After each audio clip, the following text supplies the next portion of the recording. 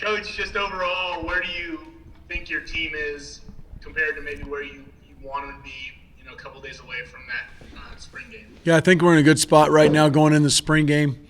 Can't honestly say that I think we've had a bad practice or a poor practice. I don't think any time guys traded time for money. Can't say that. I thought today was spirited. It was competitive, full pads.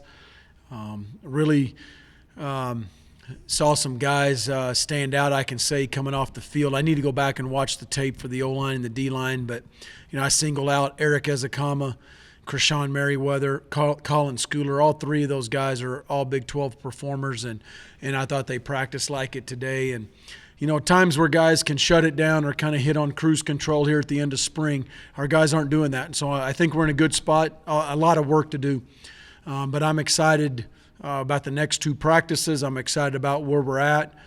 Still a lot of work to go, Eric, but in terms of where we're at, I think we're in a good spot right now. Can you give us any player injury updates ahead of time? Do you have an injury update on Keith Patterson? It looked like he was limping around a little bit. Keith is he's limited. He's in full coaching gear, and he's a full participant, but he is limited athletically already. The knee injury limits him a little bit more. Potential end of the year cleanup as we look into next week. He'll meet with our team docs and trainers, and I'll have more information at that time. Go ahead, Ronald. Coach, obviously sort of setting a tone today with that competition for the spring game this week. What do you want to see out of your team on that day? Yeah, first and foremost, I want to see them competitive. It'll be exciting to be in front of a lot of fans again. Our guys will feed off that energy, so I hope a lot of Red Raider Nation comes out Saturday, 1 o'clock, to watch these guys and support. And so you want a competitive environment. You want to see them make plays in limited reps. There's going to be limited reps, so you want to see them take advantage of that. And then you want to come out healthy. So I think all those things hopefully can get accomplished. And then in terms of, sort of that quarterback race, where do you see this sort of playing into that? Where do I see this playing into that? Can you explain a little bit better? As far as the quarterback race, does this factor in, a bit much more just because of that competition ratio, actually getting out there? You're talking about the spring game? Yes. Yeah, I think you always put a little bit more I think you put a little bit more evaluation, and maybe it's a little bit more important when you get in live scrimmage reps. Sure. But every day is important. Thursday, which is either going to be in shells or helmets on Thursday, to me that's the next most important practice that we got, and coaches preparing and players preparing for that. But I think certainly in any live settings you put a little bit more stock in those reps. Go ahead, Jarrett. Hey, Coach, how you doing? Good. How are you, Jarrett? All right. Hey, of course, we've seen Sir Roderick out there in a sling. Can you give us a injury update on him? And then also Miles Price. I saw him in, I think, a yellow jersey earlier. What's Yeah, his status? Miles is coming out of concussion protocol, so he was in a no-contact jersey today. So Roderick had to have surgery on his shoulder last week. He will be out an extended amount of time through the summer. He'll be back into practice August. And then, I'll be able to probably comment on his availability as we see him and coming out of rehab, late August into practice. So the hope is that he'll be able to go. I'm not saying that right now, but the hope is that he's able to go by the season opener next year. Yeah, whether it's season opener, week 2, week 3, it's hard to say because that's the time frame towards the end of the recovery. Some guys recover quicker. We'll see how the thing heals and as he goes through the summer. And so I'm confident, first of all, in Sir Roderick's work ethic. I'm very, very confident in. Number 2, I'm confident in all the rest of the running backs. Taj Brooks had a really good day today. He looked like a real running back in a lot of the team drills. Xavier White is back full speed this summer. We'll see what Cameron Valdez can do. Chad Townsend has really in the last 4 or 5 days started running behind his pads and making guys miss. He had a couple really nice runs today in the indoor. So I'm very confident in that room. That's a deep room at running back for us right now, but certainly Sir Roderick is the leader in that room. And so, our hope is that he'll be able to play soon. Soon in the season. Jarrett, whether that's game 1 or whatever, I don't know. We really won't know until sometime in August about exactly where he's at. And then I don't think we've talked to you since the first scrimmage even. How did the team do overall? And then just I don't know if this last Saturday y'all scrimmaged as well after you got us out of there. But how's the team looked in the scrimmages? Yeah, Saturday was a half practice, half scrimmage. I thought, the offensive team, the offensive unit had some moments, and I certainly understand, how you evaluate that. Oh, the defense must not have been real good. No, I just think the offensive guys made some plays. Saturday, I thought the quarterbacks looked pretty good. We had no interceptions. We had no turnovers. So I think that may have been the first day all spring that we hadn't had at least one in one of those categories. So the defense have been doing a great job of forcing that, and they did a nice job on Saturday. We kicked the ball well. We made 3 field goals over 50 yards. We were 3 out of 4 plus 50 with Jonathan and Trey. So proud of those 2 guys. Austin punted the ball very well Saturday. We did some hang 10, downing it inside the 10-yard line. I think there were some highlights there. Certainly Saturday will be another big test for a lot of guys, but again, limited reps. And so need to see guys shine and take the next step. Certainly some guys are, returning starters, and it may be hard to knock them out of some spots, and we're trying to get them to elevate their game and play all Big 12 every day. And I certainly mentioned 3 of those that I thought did today. But we have a lot of guys in the program, first and second year players, that we need them to take the next step, and certainly Saturday finishing the right way will go a long ways towards that. Go ahead, Don.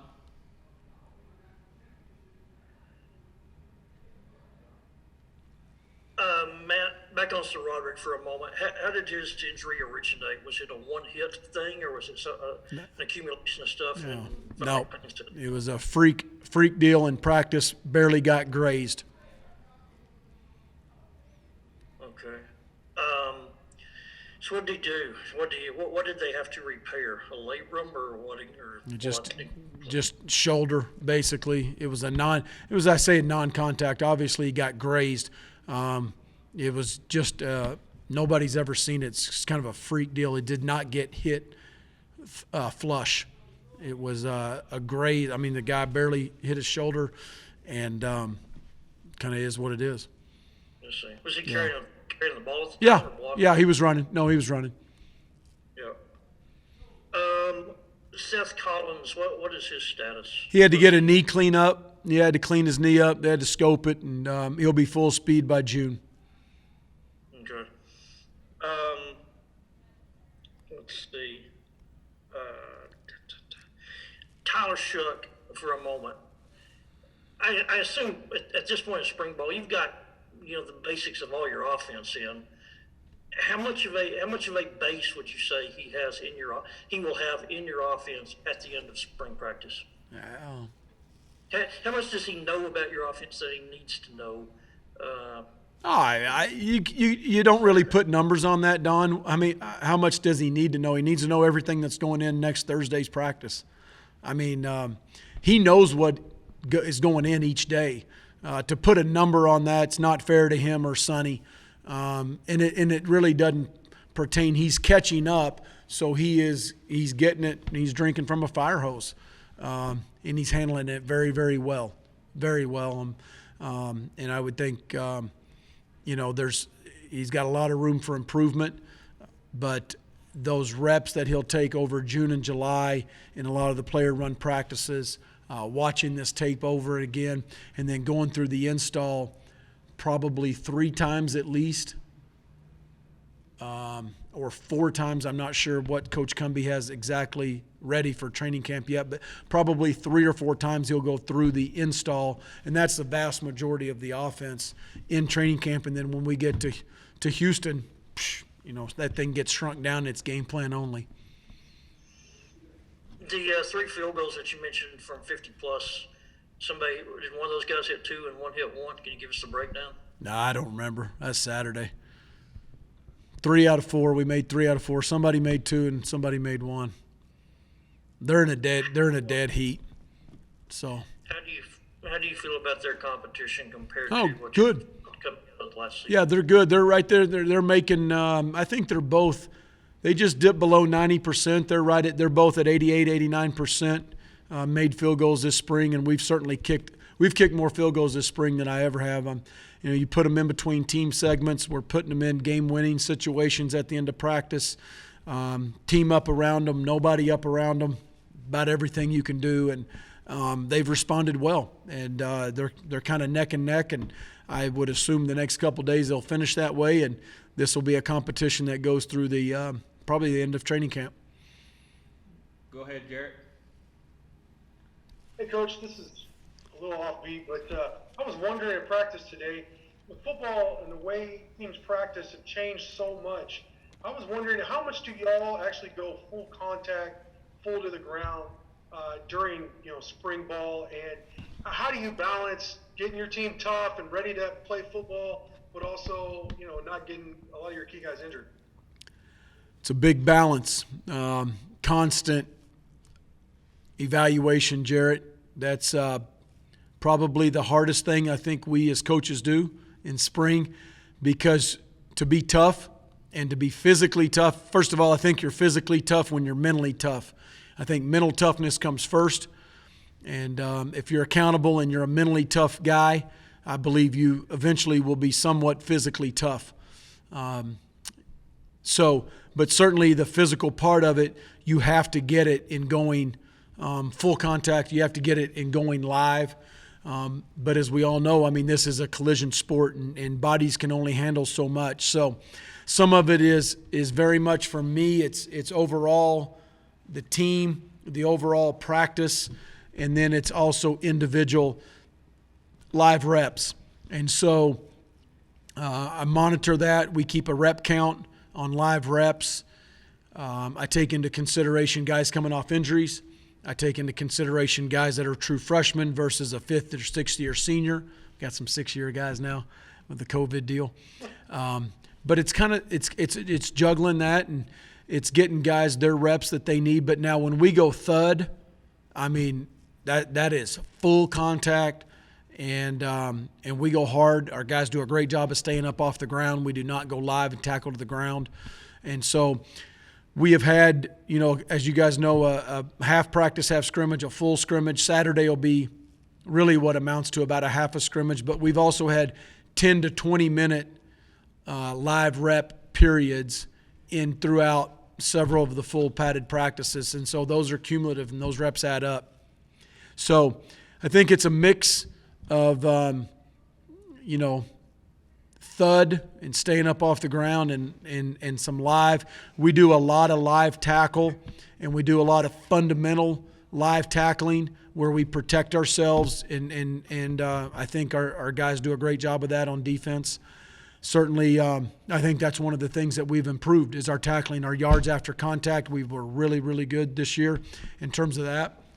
It's one of the things I do believe we've improved on the 2 years we've been here. And I think it's the way we practice it and we drill it, and you certainly need to practice that. And you're trying to keep guys healthy. Going every other day, I think, Jarrett, does help that some. You're just looking for ways to keep them as fresh as you can, but also these guys know it's time to go grind and practice. So a little bit of a lengthy answer. Maybe I apologize for that, but it is a constant thing that Coach Scholes, our strength coach, and I and our coordinators are consistently evaluating. Training camp being no different, same way. I wanted to ask you real quick about J.J. Sparkman. I noticed he doesn't seem to be limited anymore, and then today, No. at least when we were out there, he looked really good. JJ had some good moments today. He really did. I apologize for cutting you off. No, he had some really good moments today, and it's good to get him out of that yellow jersey, which means limited. and he is a big body, strong hands, bright future. He's going to be, he'll be a guy in that room that'll play a certain amount of reps. How many, I don't know, but he'll play this year, and he's a big target for those quarterbacks. He had some good catches today. Go to Eric to close. Real quick, at least while we were there, I don't think I saw Jacob Morgenstern with the linebacker group. Was he out there today? They're just unavailable today. Nothing serious. Okay, we'll go to Don to close.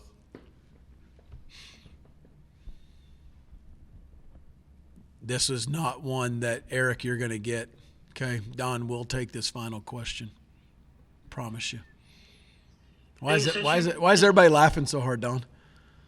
Hey, since you teased us at the beginning, talking about Keith Patterson with him limping on the field today, what did he do? Or what does he have? Are you serious about him possibly needing any medical procedure after spring ball? Don, everything I say in these press conferences are 100% truth. Red emoji 100, no fluff, no excuses. All this stuff. Keith hurt his knee skiing. Keith's getting older than he thinks. He did hurt it skiing. Hey, and Banasaur, quit laughing. Okay, playing time's resting on that. And then he tweaked it the other day, and honestly, I can't really remember how he said he kind of tweaked it, but man, he looked bad Saturday. I had some comments. My daughter comes to practice a lot. She's really worried about him. He really is going to have to get it looked at. So we'll start off with Patterson from now on the injury report. I'll tell Drew we'll start tomorrow's staff meeting with him on the injury report. Some coaches limit players from doing stuff outside of practice. Do you have to limit him physical activity now outside of practice? Nah, no eligibility. He's got no eligibility left. He and I can ski all we want. Elston, just in general, how nice is it just to be back out there, obviously, after having to miss last season? It's really nice. It's a renewed love for football, I would say. Playing with guys again like Fra, TB, Jay Boog. I really missed that last season, I missed the end of Eli's career and guys like T. Leggett. So being back right now, it's a special thing. Hopefully I can continue to stay healthy and keep this going. Adrian, a bunch of new guys coming in from other Power 5 programs into the secondary especially. What's a big thing maybe you picked up from one of those older guys? Well, first, because we got Marquise Waters, well, we call him Mud, but he coming from Duke. We got Ray Shaw coming from UCLA, and then, of course, we got Malik coming from North Carolina State. They all bring in a different knowledge of the game, and just being able to pick up, like, certain things from each person is kind of a good thing because you kind of get that that difference of opinion. And then Mud is his memory is ridiculous. Like, you run one route combination on one time, he's going to recognize it then the very next time. So I kind of pick up things like that, and then kind of like work ethic. Every one of those guys works different, and then I just like how they come to this program and act like they're one of us. Then for you, you had that freshman season where you come out kind of with your hair on fire, earn all that national recognition, and then you have a couple of years where there are, whether it's a lot of talented guys in front of you or things of that nature, but how do you kind of, do you see that as a challenge to kind of overcome and get back into that kind of starting role? Well, mentally I was a little bit kind of like shell-shocked with the position move and then everything else that was going on, so kind of trying to adapt to something I wasn't used to. It kind of just threw me for a loop, and I didn't really play like myself. So it really wasn't the whole change of positions things that kind of got me out of the national recognition. It was just I didn't play as good as I was supposed to, and then now it's just get back to playing how I play, competing and playing aggressive. Then Nelson, the defensive line unit as a whole, can you guys just tell, or is there just something different about having that much experience in one group? Yeah, it's year 3 in the system for most of us. TB took a big step last year. You could say he's our leader, to be honest. But yeah, we're really old, juniors and seniors, so we have really no excuse not to get the job done on when it comes down to it. So Go to Sean. For both of you, who is giving you the most competition, and whether it be from the offensive line or from the wide receivers, who's pushing you to be better? You go first. I'd say TJ Stormette from TCU transfer. I go against him every day in one-on-ones. It's 50-50. 9-on-7 drill. The shoot drill today. Yeah, he's an old guy. Was he like a seventh year guy? So he knows what he's doing. So every time it's competition drill, I try to go against him, because he's been there before. So he's been really good to me, and I hope I've done the same to him. On my end, I would say it's Eric Ezukama. That's hands down a all Big 12 receiver right there, and him being able to learn from guys like Antoine Wesley and T.J. Vasher, and then like just seeing those guys when he was young and learning from them, and then like now he's kind of blooming into the receiver that he was supposed to be. And with the DB unit, when we do one-on-ones, we switch sides every day. So whenever I go against him, I make sure I'm playing the best as I can, so I can give him the best look that he can get, so that he can be the best he can be, and then in turn it's gonna help me. So just having to make sure that iron is sharpening iron. So what do you both need to still work on in preparation for the fall? Everything. You got to get better every day. That's what Pete Randolph tells us before we go out to practice. There's not one thing. It's everything we got to get better at. You just got to keep stacking days. Run stopping, pass rushing, everything, hands, feet, everything. Just got to keep getting better.